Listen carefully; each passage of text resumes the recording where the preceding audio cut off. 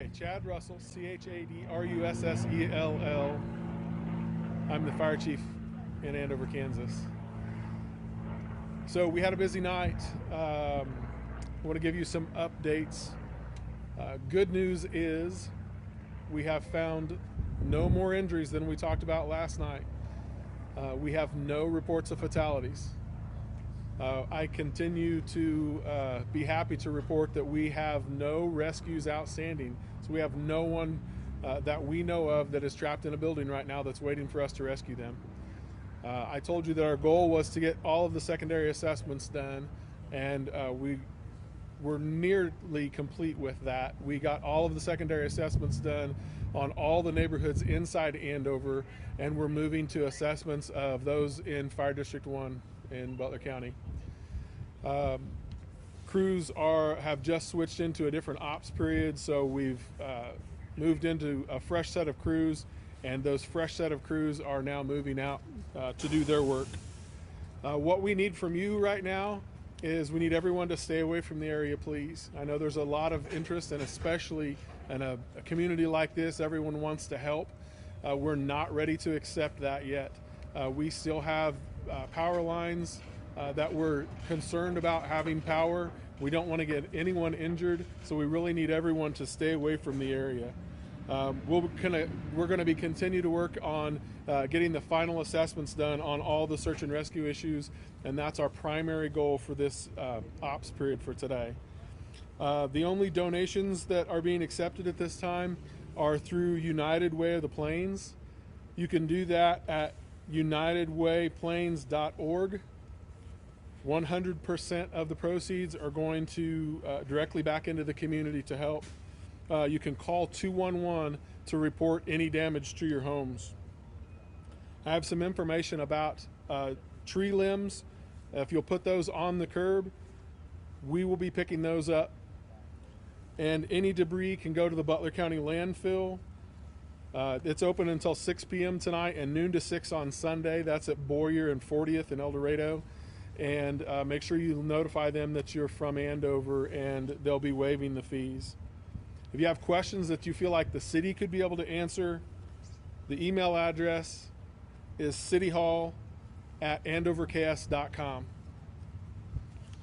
So before we take any questions, that's the report from the fire department and from the city. I'll ask that law enforcement step up, Chief Buchanan from Andover Police Department. Thank you once again for being out here this morning.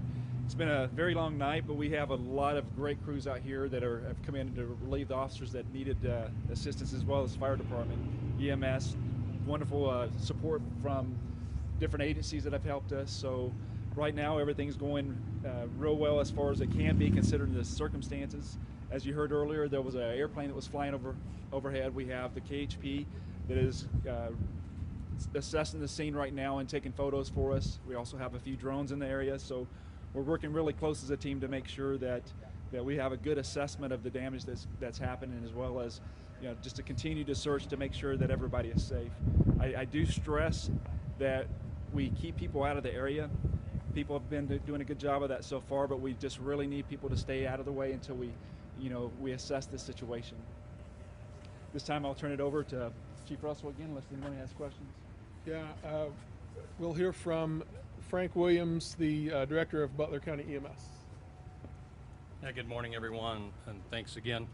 Butler County EMS has been a support function in case there were additional injuries, and as Chief Russell mentioned, we have not had any additional injuries. So we've switched to, as we always do, making sure that the responders are being taken care of and on standby if there was anything else that may be found or any assistance needed. So we'll continue to support the operation as long as they need. Again, like last night, I want to thank all of our neighbors. This is a great community, and we have fire trucks and ambulances and police cars from the region that have come to help us. And it's a time of need for us, so we very much appreciate that. With that, I'll be happy to try to answer any questions. I wasn't here last night. How many injuries did you report last night? You said it was the same. I hope Director Williams has that number. Absolutely. We still stand at 4 injuries. Well, status on them? All minor injuries. What were the ages on them? I do not have that information. Was it adults, children? Do you know? They were all adults. Were they inside the homes when that happened? We know of one that was inside of debris. 2 were part of the response team, and 1 we understand was possibly an injury from evacuation. Any updates on power restoration? Hi there, Kaylee Bolin, Communications Manager for Evergy. Our crews have made great progress overnight. More than 85% of customers that were without power last night have been restored. We've called in all available resources and contractors overnight, and they'll continue to work until all customers are restored. We currently have about 1,250 customers out in Butler County, down from 9,000 last night. We are aware of areas with extensive damage, including down poles. And again, we just want to remind people to stay away from down power lines and any tree limbs or debris that may be in contact with power lines. Assumed everything is energized, and stay away. Thank you. What else? You said, is there any people missing still that is there anybody missing still? Yeah, we have no reports of anyone missing. We're still really concerned about those areas in the fire district that have not been searched yet. So that's our primary objective, and that's where the crews are right now as we're here. Can you explain, you said Rural District 1, is that right? Can you explain a little bit where that is? Yeah, so the City of Andover Fire Department serves Fire District 1, so that would be an area of 36 square miles around Andover, and so we're concerned about the tornado path that went across the city and then extended into the fire district. Those areas we're worried about. Could you explain a little? So it sounds like your main search area is first around Highway 54, that kind of by the Y.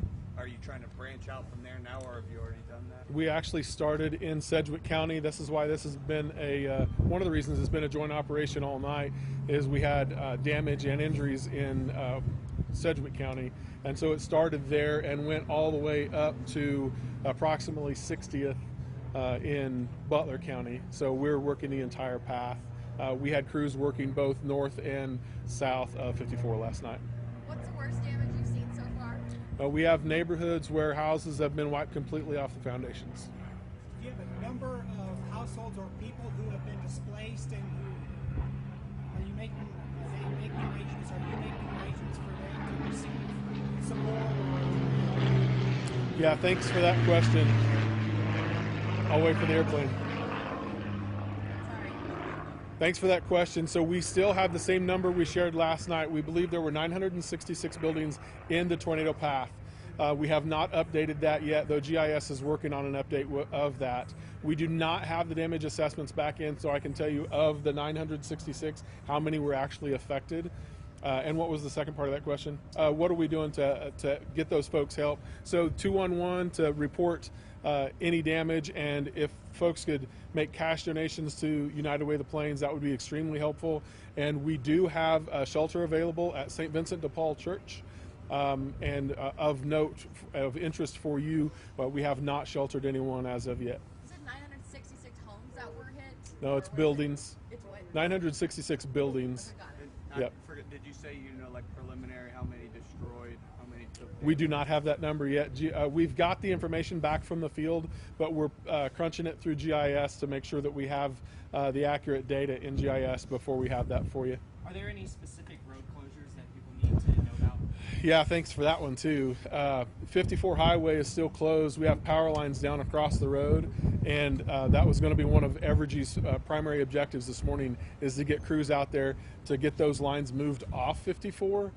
They've got a ton of work out there, but if we can get that road cleared, then we can open it. So we do have a detour. If you're eastbound, we're sending you north at 159th to 21st.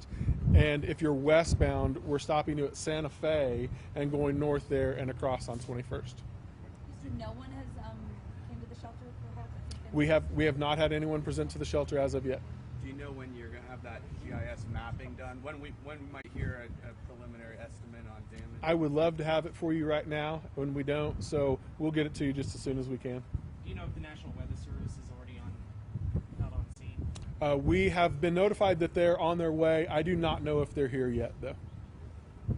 Okay, next briefing is noon today, and we'll be right back here.